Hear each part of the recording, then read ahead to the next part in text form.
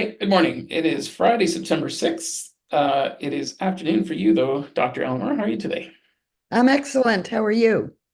I'm really good. I'm flying high, to use the same phrase you used earlier. I'm waking up and energized. There's so many things that I've been doing. I'm getting my Tai Chi Gong in a couple of days a week. And did I tell you about these ginger and turmeric pads I've been putting on the bottom of my feet? Yes. I'll just have to tell you about it because on day 5 of the experiment, it is the nastiest thing. So you put this little bag of sort of, it looks like a tea bag with a sticker on the bottom of your foot, and you go to bed. And you wake up in the morning and you take this thing off, and it is like swamp juice or water. And just I seem to be having like an energetic exchange. Like I get the ginger and turmeric, it rips out a bunch of toxins, puts it on this thing. It is shocking how much stuff is there even 6 days later. So I feel cleaner somehow.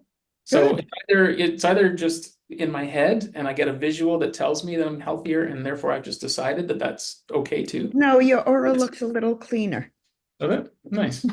So yeah, it's a gooey mess, but anyways, to share that. So um your software is starting to appear. Got a glimpse of it this week. Have you been playing with it? I did, and I just got a new update this morning. So I think Charles found a little bug in there. So I'll try that. Yeah, I the first thing I did, as you know, I've been wanting to print my chart and just put it up on the wall, right? Energetically just having it nearby. So just being able to do that and define my own print settings. So Well, and it's so beautiful. You'll mhm. see when we share a chart, having the astrology in with the hexagrams and the planets makes a huge difference in how you read a chart. Mhm. And I know astrology, so I was always putting the astrology in, but being able to see it in one place and immediately know how the planets relate to each other. Yeah. Whenever I have a good conversation with Wendy, the dogs get right between us as well. There's some sort of like they need to be in the fray. So I'm looking forward to learning more about astrology from you because that's where I'm struggling most. For some reason, like my retention on like I look at it and I can't remember what each planet means, what the theme is, what the vibe is. Like it's just not sticking. So The it's on page. Oh, wait a minute. My dress is stuck.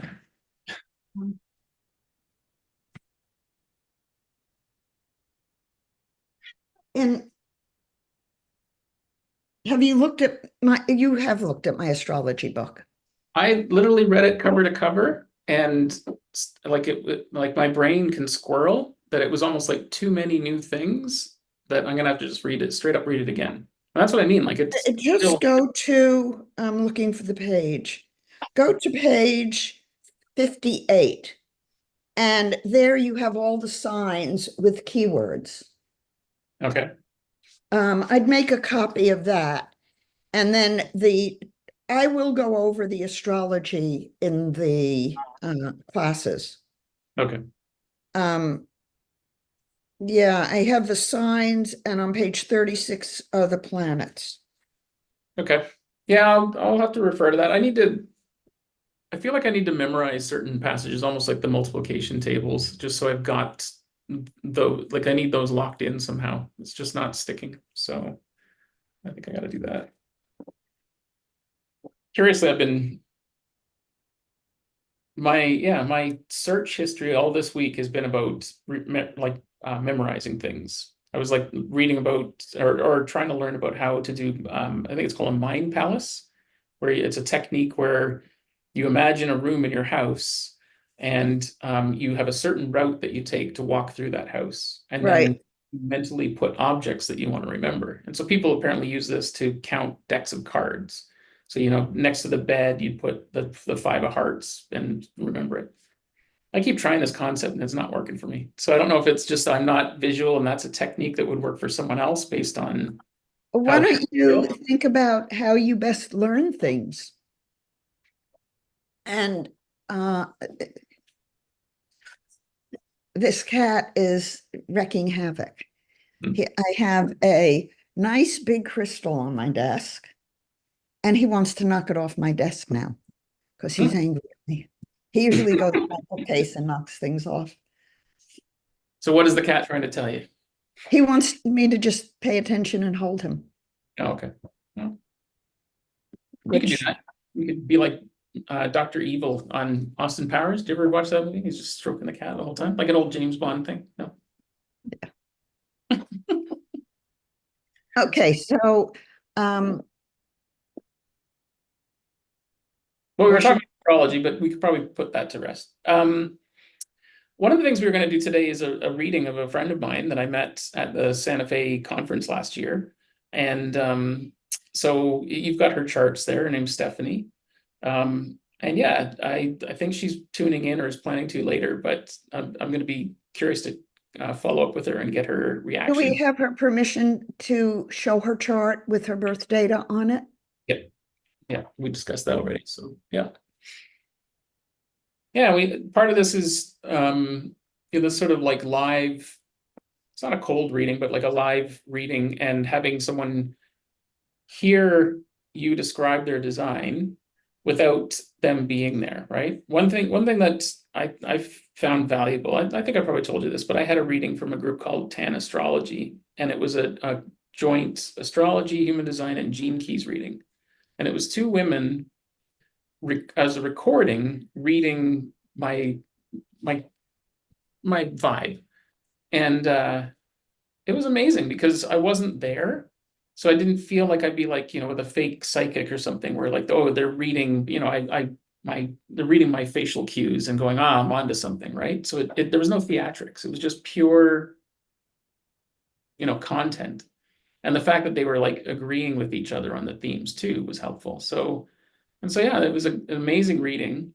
And then I used to even play it back audio, like I'd go for a walk, and it was like being read poetry. Like it was like it gave me something to sort of aspire to. Because a lot of the things they said of where I could or should be, it was like, I'm not there, but there's really no reason not to be there. So yeah, so for the same effect, I don't think many people have experienced you give a reading of their design with them not present, but getting to see it third party. And I don't think I don't think I've told you much about Stephanie other than she's a friend of mine. Nothing. So I know nothing about her. well, there you go. It's gonna be perfect. So yeah, definitely you can show her chart, and yeah, when you're ready, maybe pull it up. Okay, we can do that.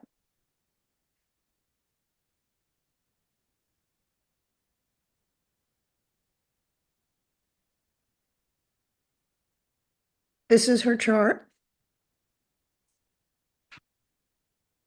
I'm just gonna move the captions thing off. And I wanted to start by showing whoops. I'm not used to a small screen. My other computer has You're still on your laptop right now. I am definitely on my laptop. We are waiting to see if my hard drive can be retrieved. So in human design, the mandala is a synthesis of the tree of life, chakras, astrology, and the I Ching. And what I added into it is developmental sequences as a baby grows. So let me just take a quick look at Stephanie. Oh, I'm going to have to keep resizing, it looks like. So let's just see where she is. She goes from 55 to, she was born in 20, and then she ended up in 59. Okay. So if we look at the mandala, Stephanie went from prenatal 55th hexagram, which would have been in Pisces, all the way to the 20th hexagram, which is in Gemini. And she ended up at the 59th hexagram postnatally in the solar world. So the point of me showing that is that I want people to understand, but that by the time a baby is 3 months old, from the prenatal all the way around to the postnatal, half of the zodiac wheel has been gone through. And that's the sun, because the sun moved in Stephanie from 55, where it was 55, all the way around to 59. And the earth would have moved around the other side of the wheel. So by the time a baby is 3 months old, every zodiac position has been imprinted into their energy aura. Mhm. When we consider the different calculations of the different worlds, the lunar, I lost my mouse, the solar, the lunar, whoops, Mhm. the solar minute, which is the emotional world. And you'll notice that the matrices, I'm sorry, this is not an easy computer to work on. The matrices have a different number of gates. And that's because the worlds function differently. The spiritual world is the world that we go to when we dream, and the I can't get this. The physical world is a 25 gate matrix. Sorry, can I take you back to the spiritual world? Because you said this the other day that I found interesting. Like that is the dream design typically, right? It would normally be shown horizontally, but you show Right. it vertically. Can you remind why you do that? Because I show all of these vertically in this version of what I'm doing, because even though when we're sleeping, we're horizontal, when we dream, there is carryover from the spiritual realm into the mental and emotional realm. And when cosmic influences imprint in us, if they imprint at what we call in psychology a critical developmental time, then those transits are going to be impactful in the body map, the 64 gate body map, regardless of whether it's a different world.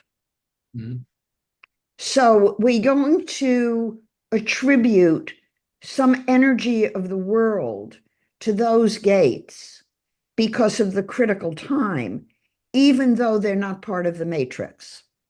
They're part of what imprinted you, even though they didn't imprint that world directly.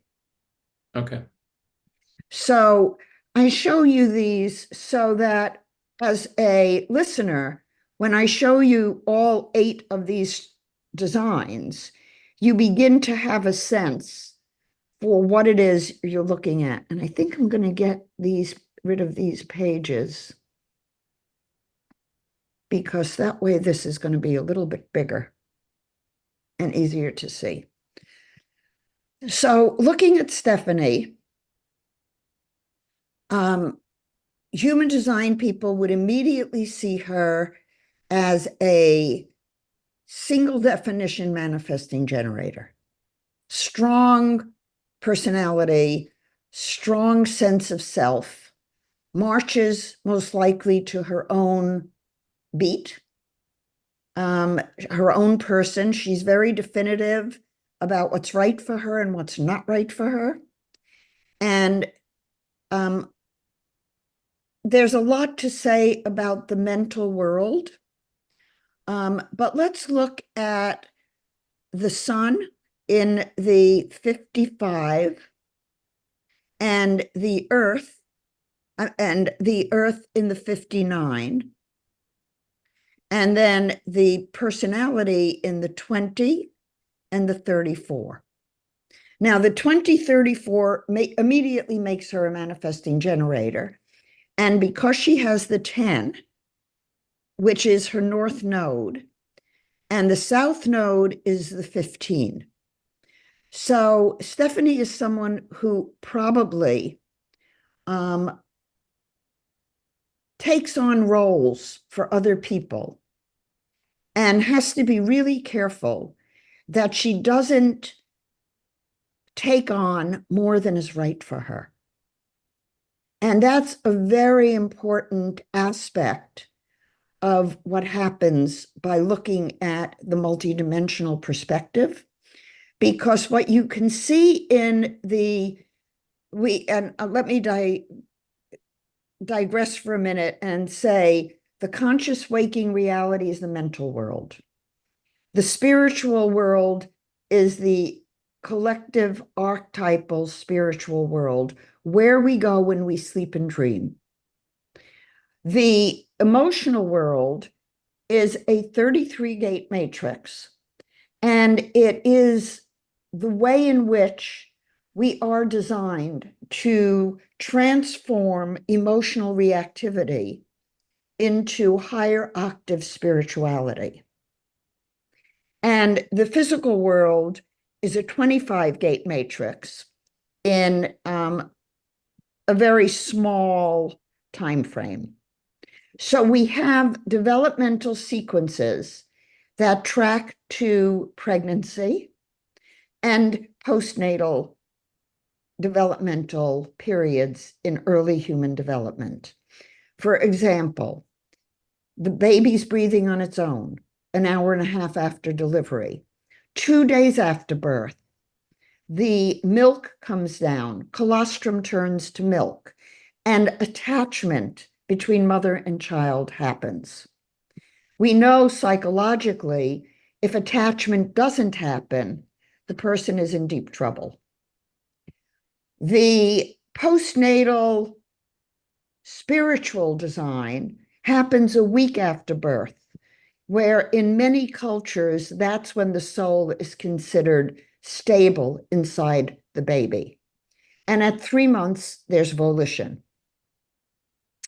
Notice that in every design, except the mental world, the human design chart, Stephanie has an open splenic center, an open solar plexus, and except for the spiritual postnatal, an open root. What does that tell us? It tells us that Stephanie is a person who picks up energy. She is an empath. And as an empath, that can go against her in many ways. She can take on issues that don't belong to her. Mm-hmm. She can drain herself by trying to be a help agent to anyone who needs her help. And it can be very depleting because, in fact, we see she has the 29th hexagram in the solar worlds. And it is Pluto. I think that's Pluto. Yeah, that's Pluto. A little bit different symbol used in this program. But the Pluto is in the 29th hexagram, and it's in Leo. Now, what other signs, what other bodies does she have in Leo, if any? Just that. And then it goes from the 29 to the 4. Very interesting. I would venture to say, and this is a hypothesis, so Stephanie would have to say, does this hold true for her or not? That when Stephanie is around other people, she picks up energetically a great deal about those people. And when she feels that somebody is in need, she tries to be a help agent, often at the detriment of her own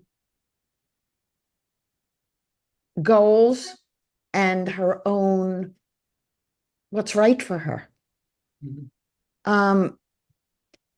What makes it even more tricky is that Stephanie can function as a channel. When I see somebody who has the ajna to the throat, very often they're picking up things from other people and they don't know they are, but they know things about people that they haven't been told. So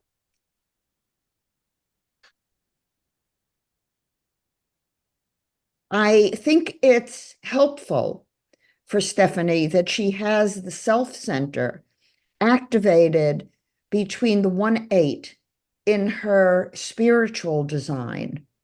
And that is the Saturn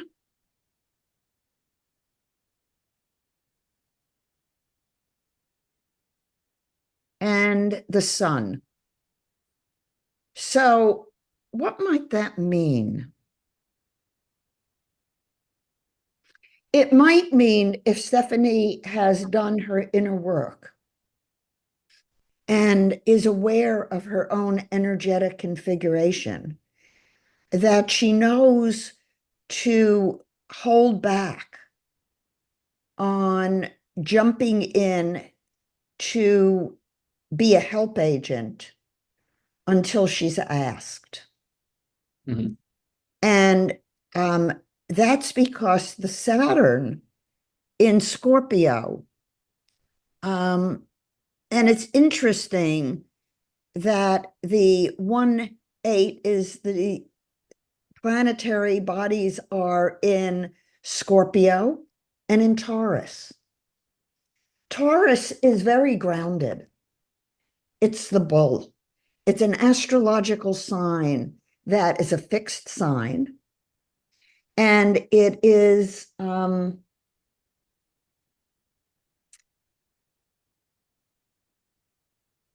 somewhat aesthetic. It likes things to be nice. And when Stephanie feels any doubt whatsoever, I'd say to her, stand down. If you feel any question mark about the person, about what you're doing, about who you're dealing with, wait and clear your energy field. You are an empath. And as an empath, that can be exhausting for you, especially if you're out in a social situation, Mhm. because you're picking up the energy. And notice that despite the fact that you know what role you want to play, it may not always mean that the people you're with want to hear what you have to say. And so in the chart, it's interesting that Chiron is in the 41 in all charts except the postnatal solar, where it moves to the 60. Given that, Stephanie, you have the 45 in Gemini, Mercury, and you have the 21 moon in Aries in the 21, and the 12th gate is your south node. Putting this together, what do we know? We know that the 4521 is related to the breath. Ra made a big case for the 4521 being resources, which I agree with because it's oxygen. But money, I don't know. Maybe, maybe not. We'd have to really test the 45 in terms of claiming that it's somebody who wants control. I've met many people with the 4521 who don't take control. They may want to be in charge of themselves, but part of that is the recognition that the 4521 is the only channel in the body graph that is a direct connection between the throat and the heart itself. Mhm. And when you realize that that means it's the intake of oxygen, and it's what gives our heart muscle the divine breath to survive and to distribute that throughout the body. When somebody has the 4521, I always say to them, pay attention to your breath. Because if something stresses you out, the first place it's going to appear is in your breathing. Because the physiology is responding before the consciousness responds. So if at all you want to monitor your stress level, pay attention to your breathing. Now, she also has gate 12, and gate 12 exists in every single chart. So Stephanie definitely needs to pay attention.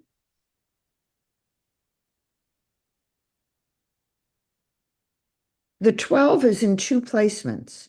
It's the 12-5 and the 12-3 in the South Node and in Mercury. And sorry, pay attention to what with the 12? The breath. Oh, that's breath as well. Okay, sorry. Yes. And language. So when somebody has the 12th gate, it's also a portal to the spiritual world. So Stephanie has the 12th gate and the 62nd gate. Both of them are portals to the spiritual world. And the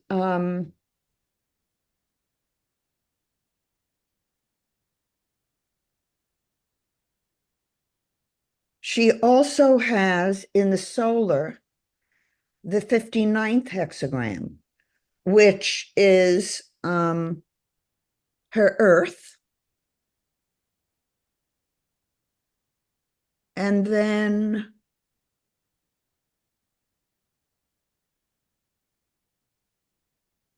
the sun. So part of Stephanie's life purpose is to listen carefully to the story of the people she is relating to, and to get a sense for their story. Not what she thinks the story is, but their story. And when she gets a sense for the story, she can, if she so chooses, transform their emotional reactivity into a higher octave spirituality that can be extremely helpful in transformation. Any questions, Sean? Well, you were talking about listening and like that's that gate 13 as well, right? But in the Yes. context of what you were talking about, I think you were still talking about 12. Well, I was talking about 12, Yeah. but we have to take into account what is going to pair with it in a way that makes sense. So you can't just take a gate and say, this is what it means. How does it function in the person? Hmm. Well, in Stephanie, it's an unconscious recognition, and she's always listening for the person's story, the 1156. But more than that, she's also tuning into the emotional state of that person. She's picking it up internally, and she's channeling telepathically. So Stephanie is a strong empath. Hmm. And the human design chart is a little bit misleading for her because she is not functioning as a manifesting generator if she's really living her truth. And why do I say that? She has the 15, which connects her to all life. She has the openness of inner empathy and the strong channeling of what she knows because she knows it and doesn't know how she knows it. Uh, she's also very capable, and that gets her into trouble. I don't know anything about her. I don't know what she does. I don't know her life. I don't know what, if she works or not. But I would say take time to meditate every day. Go off by yourself. Stop being so busy. Hmm. And stop, if you do make decisions in the moment because you're a manifesting generator, stop doing that. Just because you have the sacral center activated does not mean that you go, and you take action. Right. That can get you into a lot of deep trouble. Hmm. Instead, for Stephanie, you go, I think that might be right for me. Let me wait. And she needs to wait because let's look at the composites. The prenatal birth chart shows a very strong personality and ability to manifest. But the postnatal, while still a manifesting generator, has 4 open centers. 4 open centers say, Stephanie, you're picking up energy. And you picked up energy from the time you were born. What do you know about it? What about what you're picking up resonates and aligns with you? And what does not? The gut is not going to tell you. It's the gut response is not conscious. It's unconscious. And much of what's in Stephanie's chart is showing an ability as a healer, as a empath, and ultimately she becomes an extremely strong, man. I can't, when I try to click on that, it moves. So let's see if I can, no, I can't tweak it. Let's see if I make it bigger, if that makes a difference. Yeah, maybe magnify a bit. Yeah.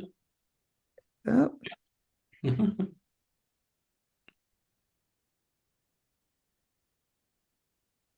got it. I got it. you go. One more push and it's going to be gone. So what we see in the integrated chart is a person who will do very well to set goals in the mental world.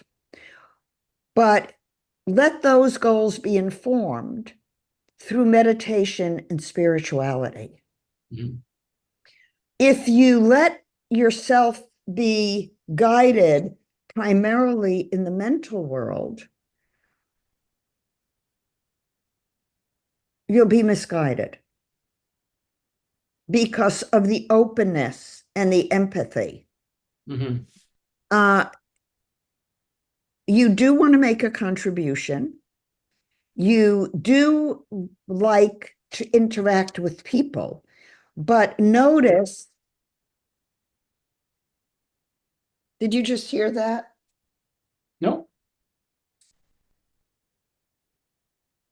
Things are being knocked off my desk now. It's a good boy.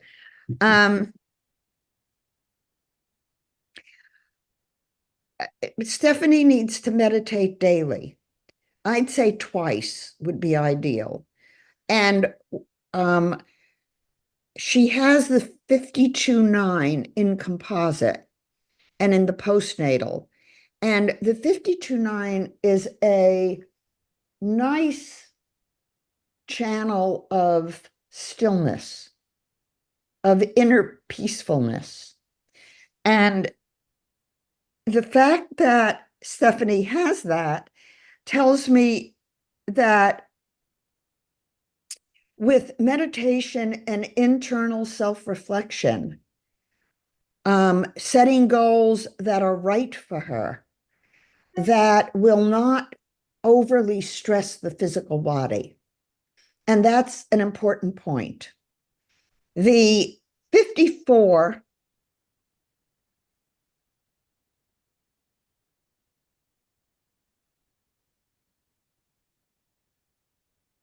is red, and it's Venus in Capricorn. And then she loses it.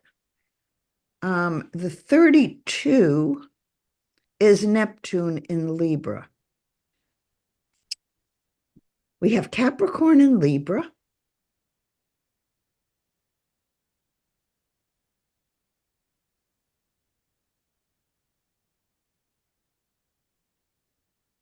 And what you can see is that Stephanie loses.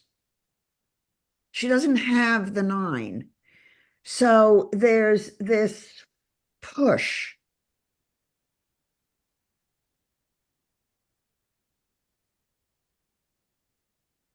The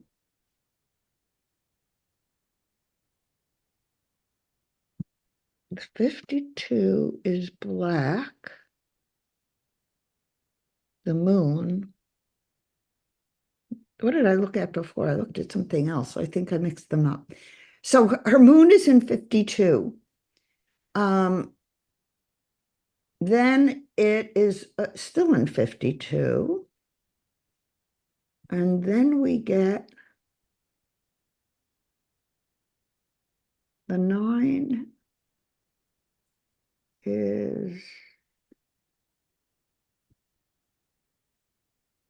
Earth.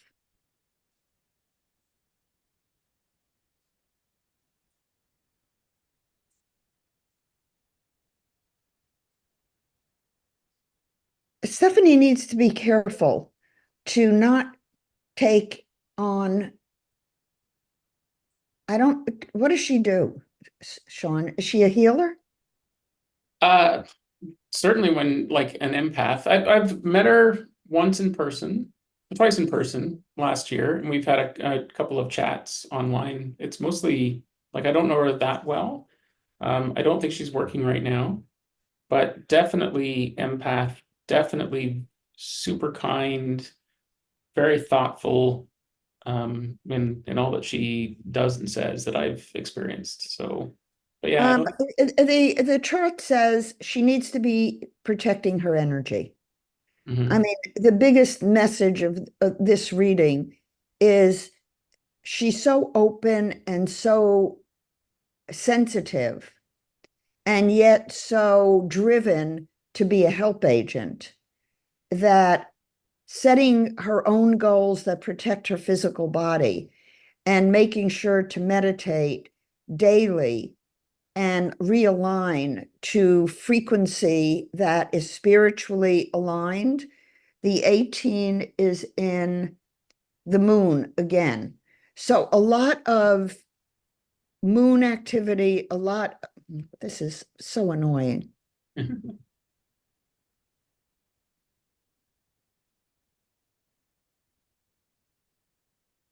And the 214, where does she get the 214?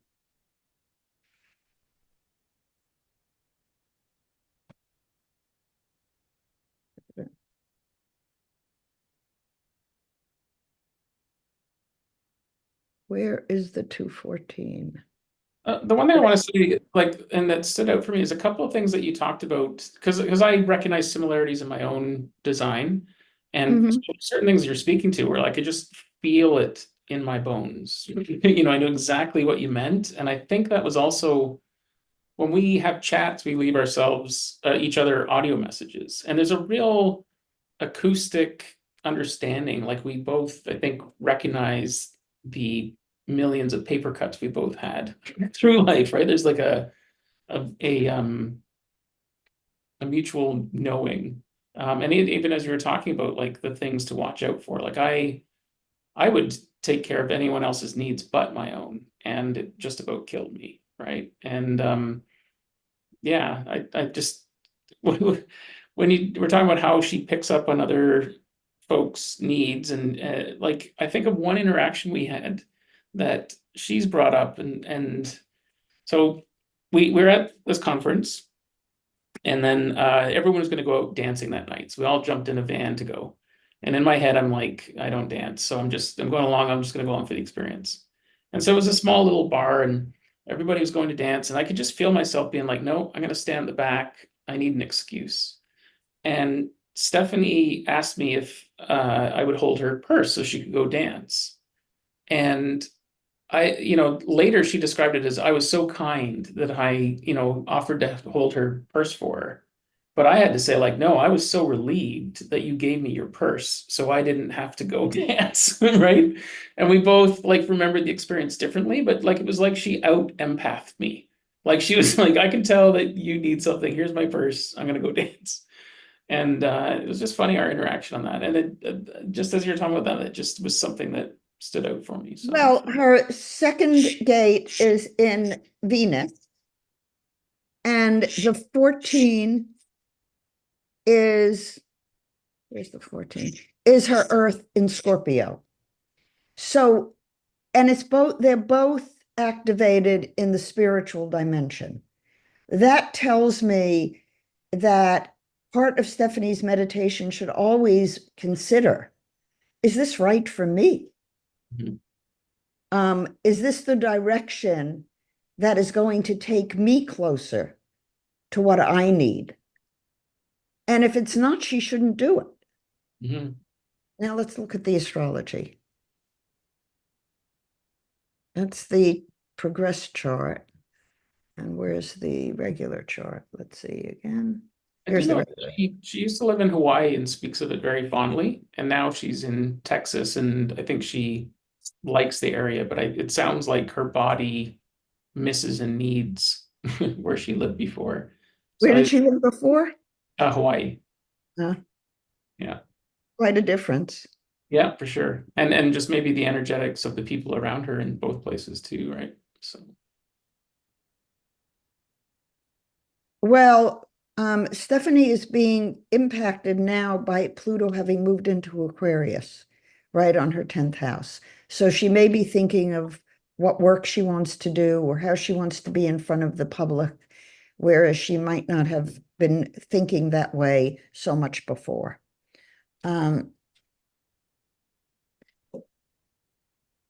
North Node is 26 degrees of Sagittarius. In the 8th house shows her being somewhat psychic.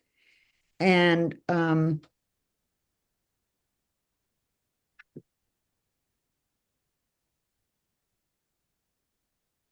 There's some transformation going on for her coming up the next few months. I would guess, but let me look at the progress chart. This is a progress chart for those of you who don't know astrology. At the center, I put, where's my mouse? I put the natal chart. The next wheel is the secondary progress chart. The next wheel is the solar arc progress chart. And the outside wheel is the transits.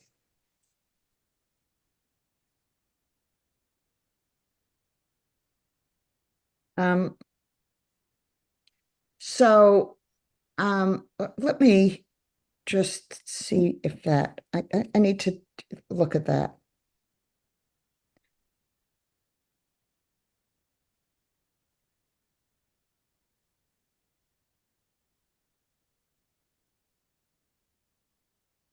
Okay, so what I look at in the progress chart is what's coming up. And we see Pluto is now back in Capricorn, but it's coming right up over her midheaven. That's big transformation. Chiron right on the midheaven. So I don't know what Stephanie's work has been, but she may be shifting gears. Hmm.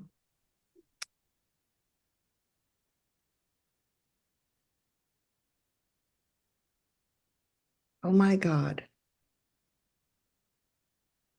$4,400 to retrieve my hard drive. Oh boy. Mm. Can we pause for a couple of minutes, Sean? Sure. I can't really pause the stream, but I can turn off the sound. Yeah, do what you need to do. Okay, let me just go check and see if we're going to do this. Actually, maybe just turn your mic off because it's probably easier for you to do it on your end. Oh, okay. Oh no, I got it. Never mind.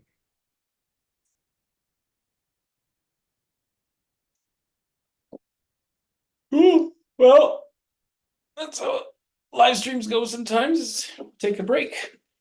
I could try to entertain you with a joke, but most of my jokes are terrible. Mm.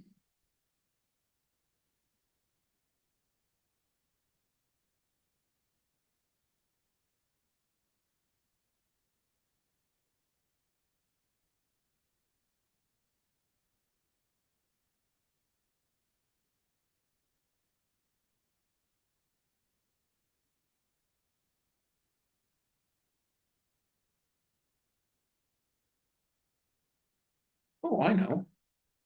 I can put on something like this.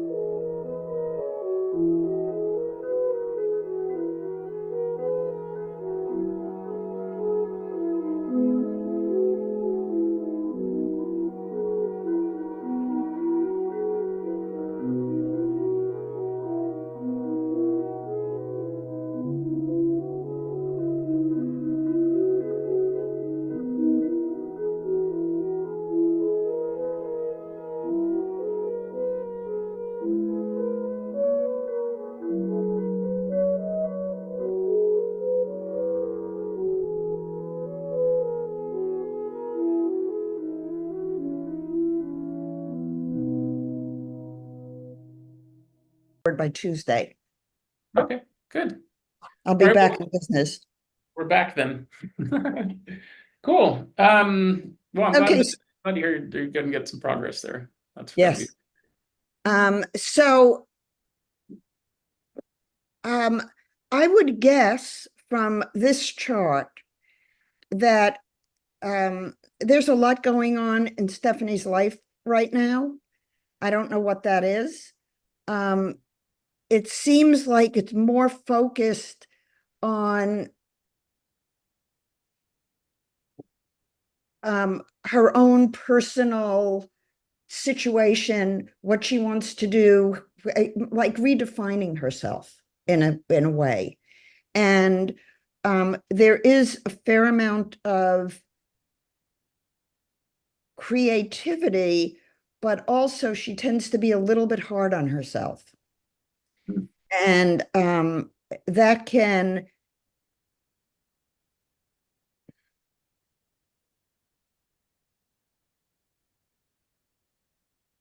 interfere with achieving her goals. I don't want to say too much here about this, but I would be happy to talk to Stephanie about it. And nothing bad here. It's just there's so much energy in the redefining of the self that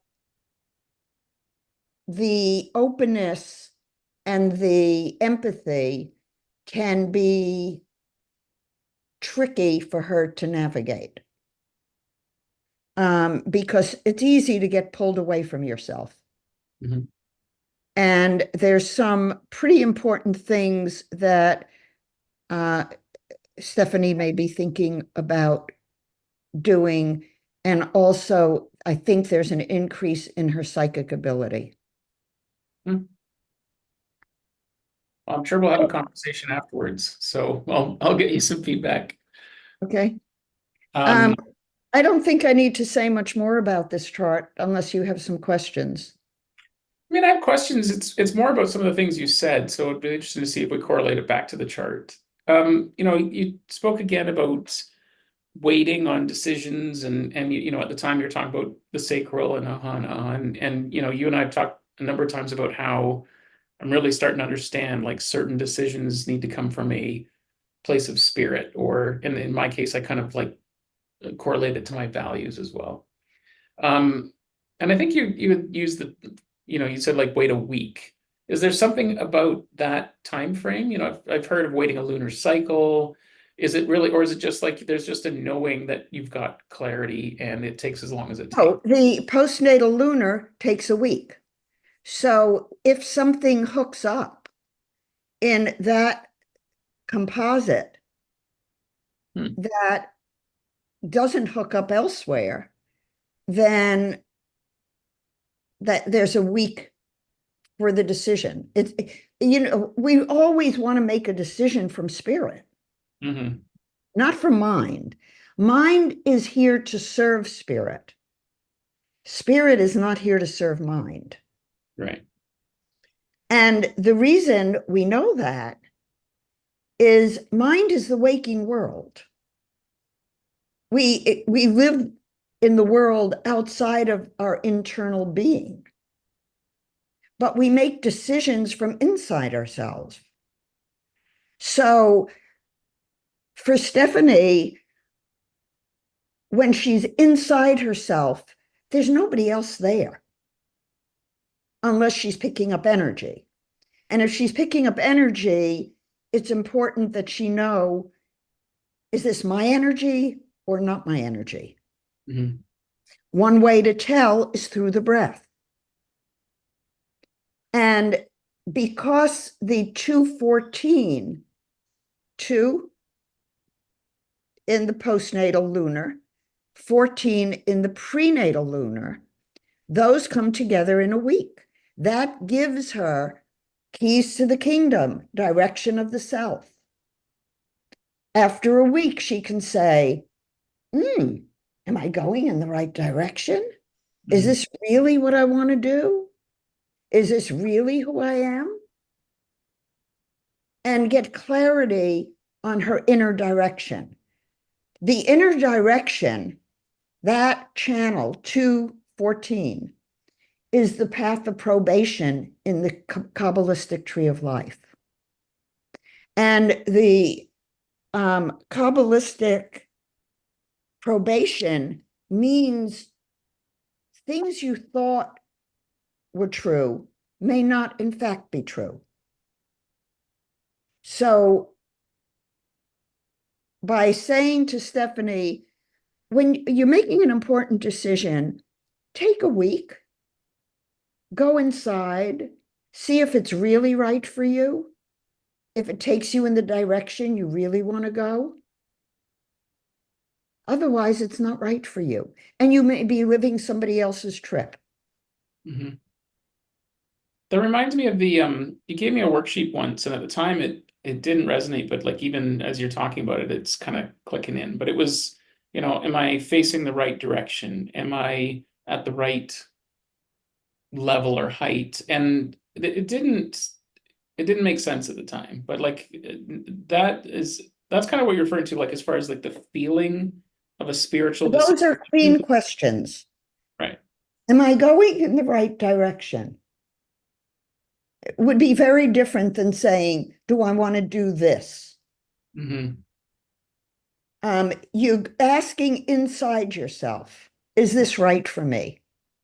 Am I in the right position? Am I in the right space? Am I at the right height, the right mindset, the right everything?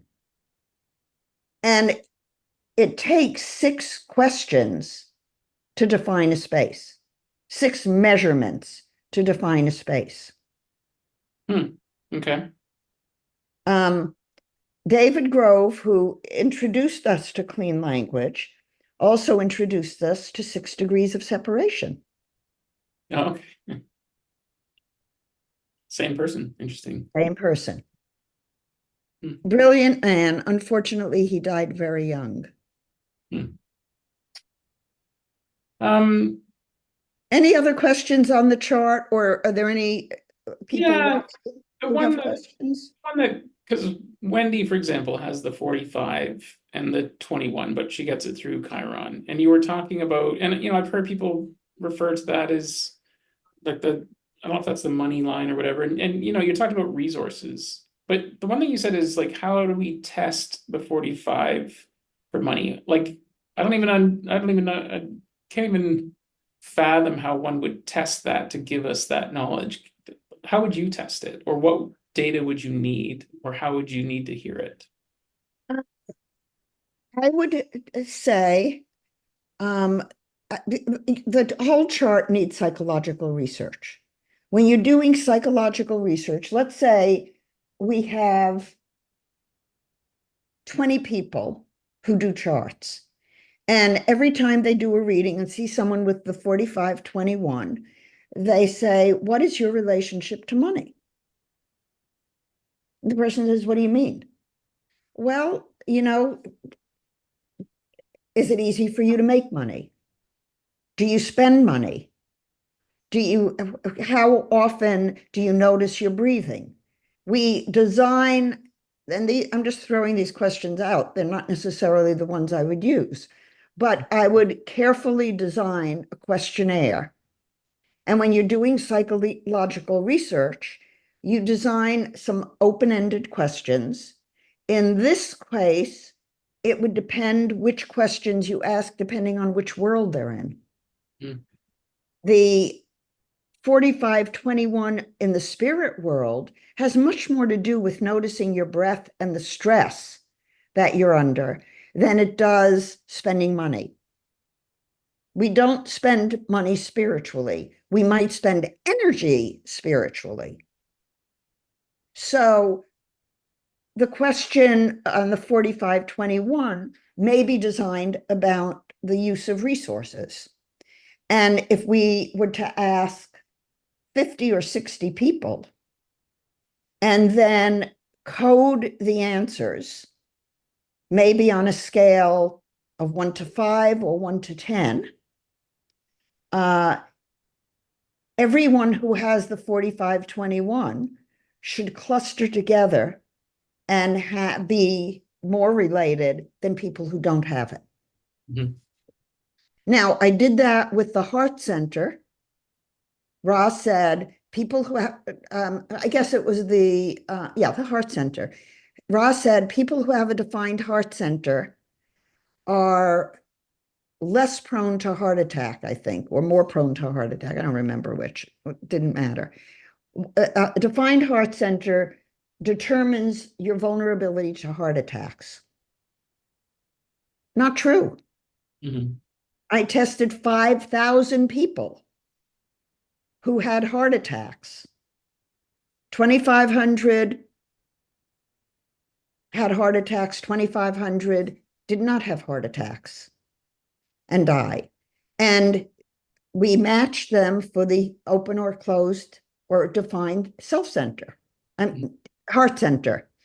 And there was no difference. That's the kind of research that tells you whether something holds or not. Mhm.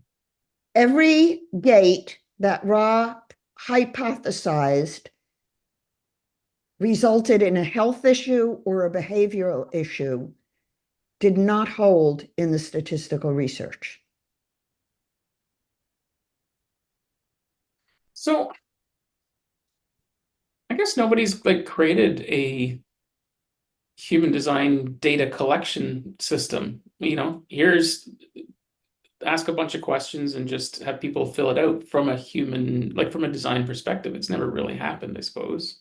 Well, the design people, I don't think really want the data. Because when I did get the data and I presented it at one of the seminars Ra and I did, several people didn't care what the research showed. They wanted to claim that what Ra said was right, even though it wasn't. Mm. And I don't fudge data. I saw it fudged at the University of Chicago. I saw it fudged at Harvard on moral development. And I was involved in collecting the data. And they fudged it to get the money. Mm. And that's irresponsible and unethical. So it's one of the reasons I've stayed away from human design and the things that did not hold up in my research. And that I am so adamant in terms of only speaking about what did hold up. Mm-hmm. And the rest of it is a nice story we tell. But that's really, we are assuming because people say it resonates that it's right. Now, I know the four worlds are right because they hold up across many different independent statistical measures. Mm-hmm. Whereas the body map itself has some fault to it. Mm-hmm. So, you take it for what it's worth. I mean, my observation has been the same, and we've talked about this quite a bit, I guess, offline, but why do you suppose the human design people don't want to see the science continue or the data? Like, why is it an enamorment? No, they've been making money doing something, Hmm. and they're afraid of losing their business.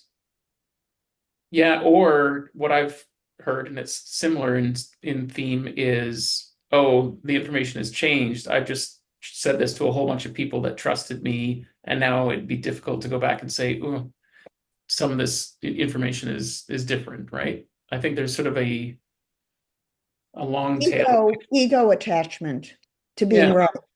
yeah, yeah. I have no, I have no concern about changing what I say if I find new data, Mm. because that's the scientific process.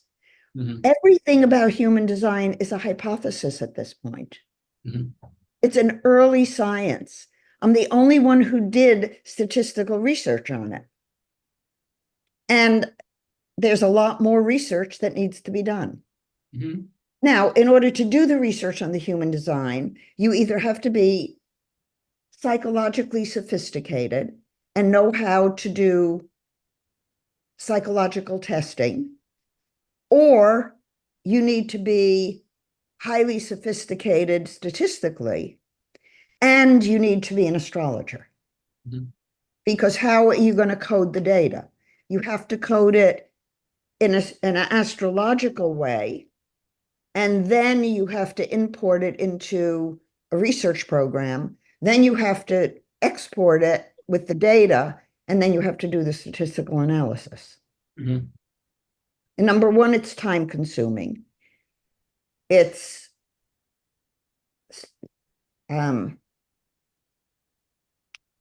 trivially detailed oriented. And not everybody has or knows how to use the astrology research program Jigsaw. Mhm. And without my son, who helped me code the data, I would not have known how to do it. Mhm. Yeah. So it's a major, I mean, you're dealing now with the multidimensional. Look how many variables we'd be dealing with. Mhm. Yeah. And to design a questionnaire, I mean, I did it with my dissertation. In my dissertation, I interviewed 83 families. And I interviewed the mother, the father, and the child. And then I had to code all of the questionnaires and figure out what they were showing in answer to the questions. And then I had to have an independent person go back and code the data. And then we had to run statistical correlation to see if we had reliability. So, for example, if I look at this chart and I say to you, this person's an empath, when I teach other people to read these charts, would every other person who reads the chart say this person is an empath? Are you asking me? Well, it's a rhetorical question. Yeah. It's, if they wouldn't say it, it would not be reliable reading. Mhm. So if everyone who's reading these charts can't be seeing the same thing in them Mhm. with nuances, then it's not a valid system. Mhm.